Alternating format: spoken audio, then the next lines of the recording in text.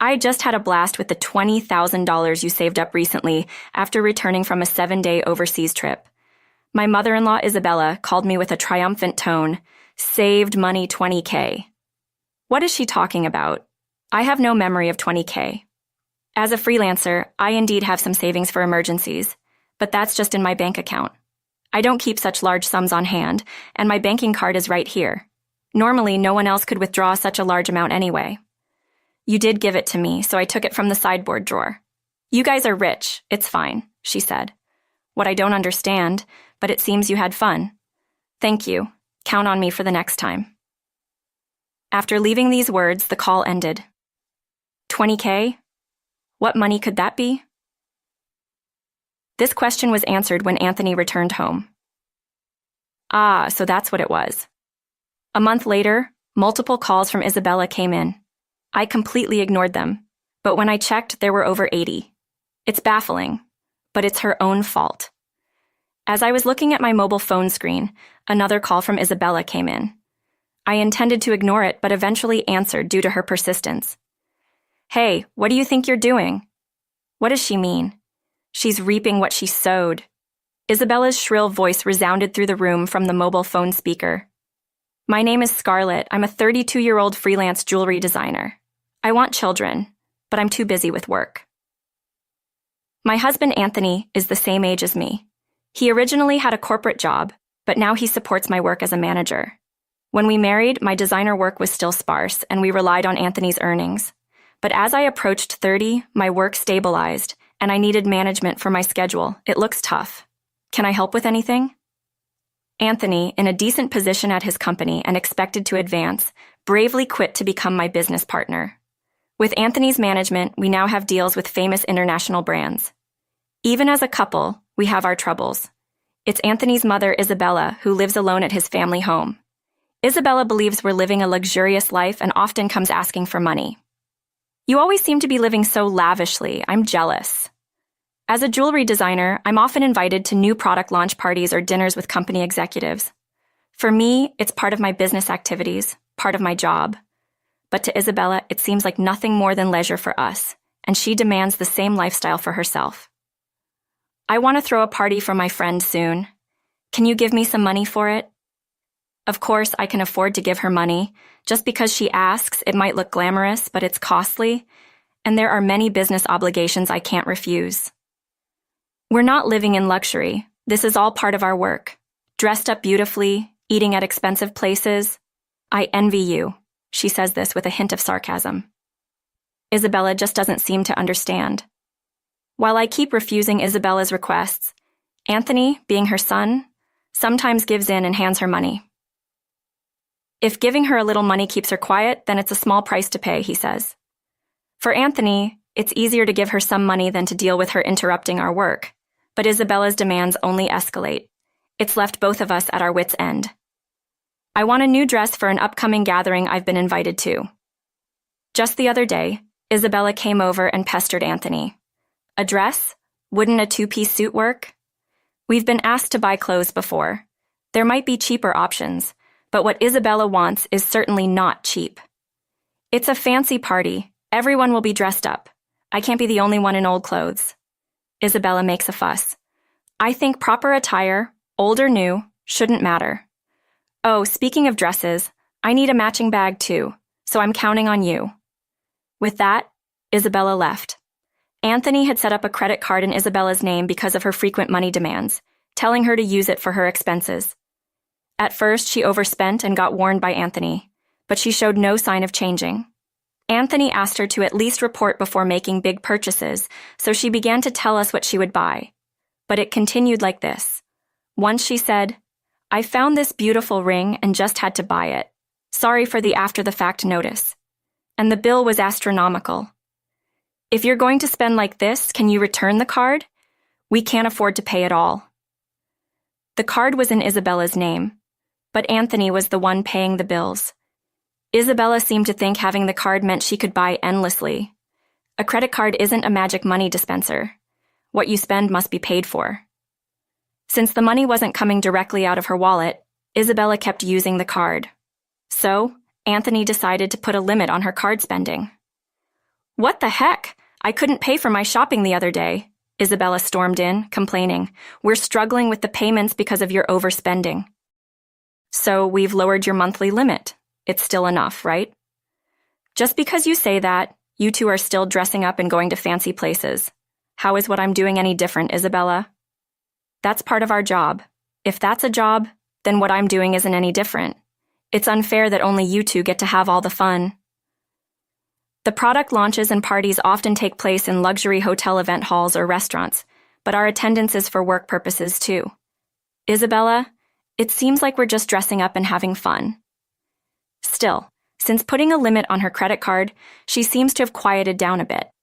Sometimes Isabella comes to our house and seems to complain about something to Anthony, but for a while, life went on without major issues. As the end of the year approached, there was a change in my work. A foreign brand manufacturer approached me with a proposal to expand business dealings by moving our base overseas. I was over the moon with excitement. If this worked out, I could join the ranks of top-tier designers. Anthony, handling it as my manager, said, "It's a chance we have to take." Right, opportunities like this are rare, but then I'm worried about Mom. She might even say she wants to come with us. Given Isabella's past behavior, it was a plausible concern. It would be wonderful to live overseas. I want to come too, we told Isabella about it that weekend. She said just as we predicted, we're going there for work.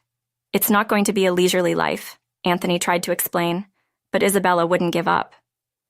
You're trying to trick me. You plan to live even more lavishly there without watching. We're not moving there permanently. We'll come back after our work settles down overseas. You're saying that, but you're planning to leave me behind, aren't you? Exhausted by this circular argument, both Anthony and I were tired. Okay, we can't take you with us, but how about we pay for a week-long trip for you instead? Anthony suggested, worn out from convincing her. Really? Are you sure? We'll cover your flight and hotel, but the rest is up to you. Yay, thank you. Isabella left, half happily, but the peace didn't last long. A few days later, while Anthony was busy with the overseas move arrangements, Isabella visited our house. Hey, Scarlett. Anthony said that, but I want to shop over there too. Can you give me some money? What about the card that Anthony gave you? I asked, knowing there was a card she was supposed to use. That's the thing. Anthony finally took it away from me the other day. It seemed she had been admonished for overspending and had it taken away. Maybe he was worried she'd misuse it with different currency rates overseas, but I didn't have such money on hand either. I can't give you money without Anthony's approval. Can you ask him? It's no use asking him. That's why I'm asking you. Isabella left, raising her voice. Over the New Year's, Isabella went on a 7-day trip abroad. I assumed Anthony had somehow managed the money. However, upon her return, Isabella revealed an unbelievable truth. The day Isabella returned, I received a call on my mobile. I'm back! It was so fun! On the other end, Isabella excitedly shared her sightseeing and dining experiences, even though I hadn't asked. And I overbought souvenirs, couldn't fit them in my suitcase, so I had them shipped from there. Can't wait for them to arrive. That's nice, I replied, feeling a bit fed up. Thanks to the money you saved up, I had a blast. Saved up money? What are you talking about? I had no recollection of such money. Sure, I had some savings for business emergencies, but that was in my bank account, and Isabella couldn't possibly withdraw cash from it. You really didn't notice? You're surprisingly oblivious. Despite what she said, I had no memory of it. I found it in your house's sideboard drawer. $20,000? What money? Why should such money be there? I couldn't imagine us keeping cash at home, especially not such a large amount in a drawer. Confused, I said to Isabella, I'm not sure what money you're talking about, but if you took it from our house without permission, that's theft, even if you're family. Do you understand? That's why I'm telling you now that I used it. Isabella said this nonchalantly. I have no idea about this money, but if you took it and used it without saying anything, it's a crime. And if it was something Anthony had set aside for an important deal, it's even more serious. I said this, recalling that there hadn't been any disruption in our business dealings or payments while Isabella was on her trip. You two live so extravagantly, so why can't I have a little of that?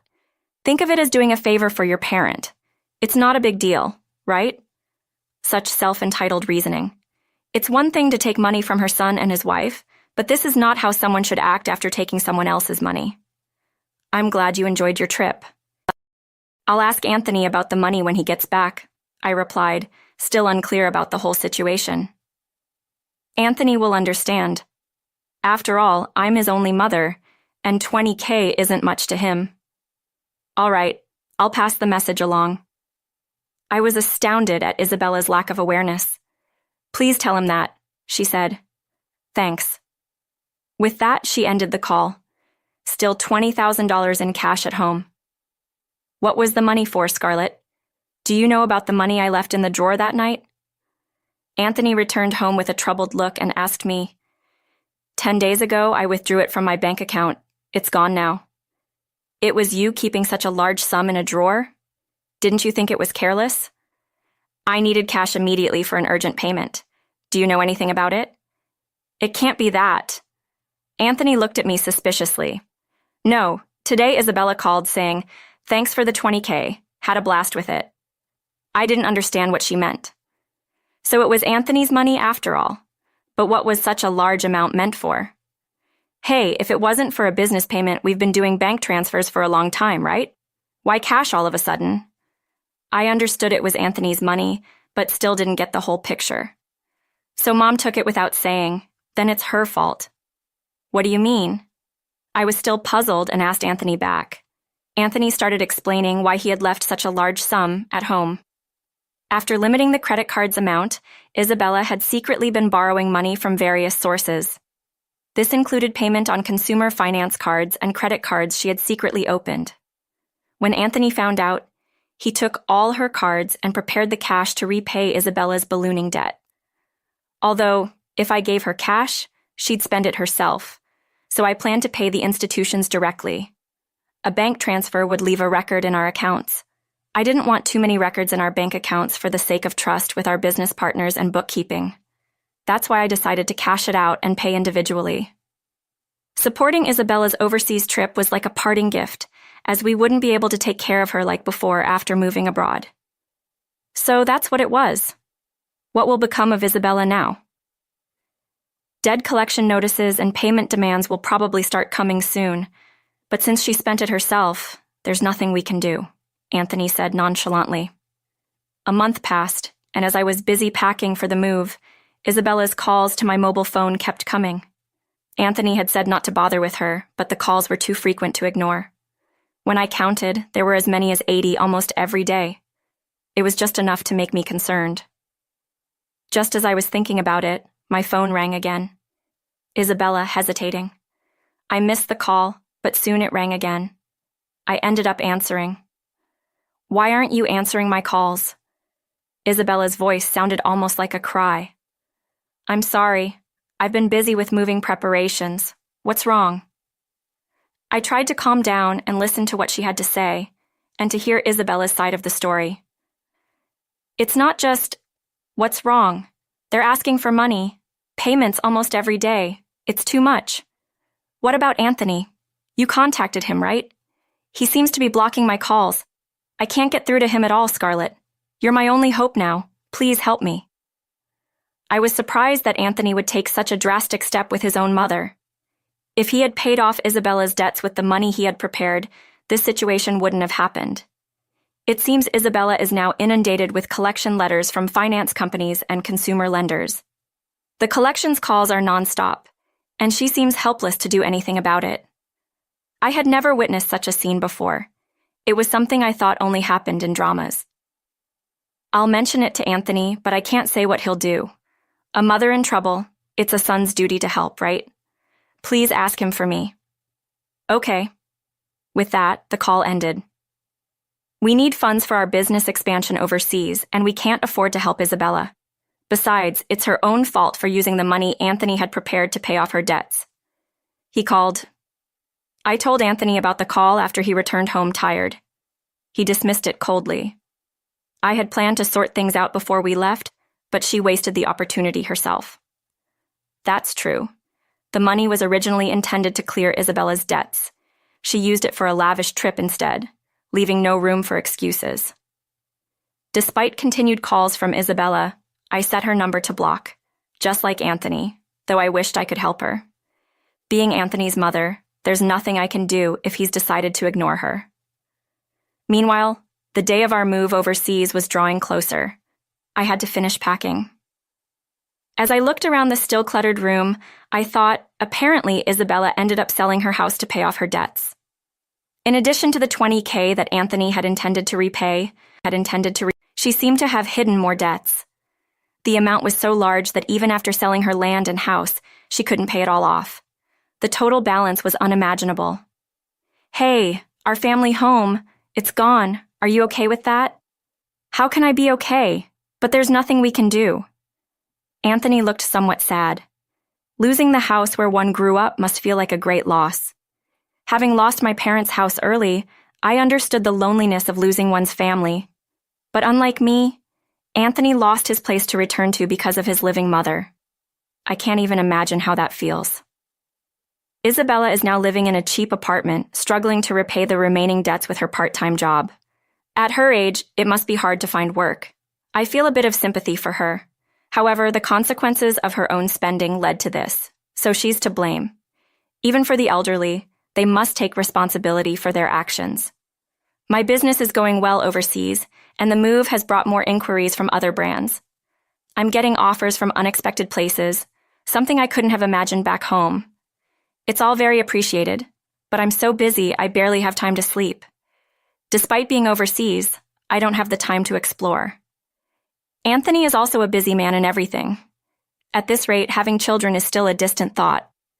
I ponder this as I gaze at the foreign cityscape outside the window.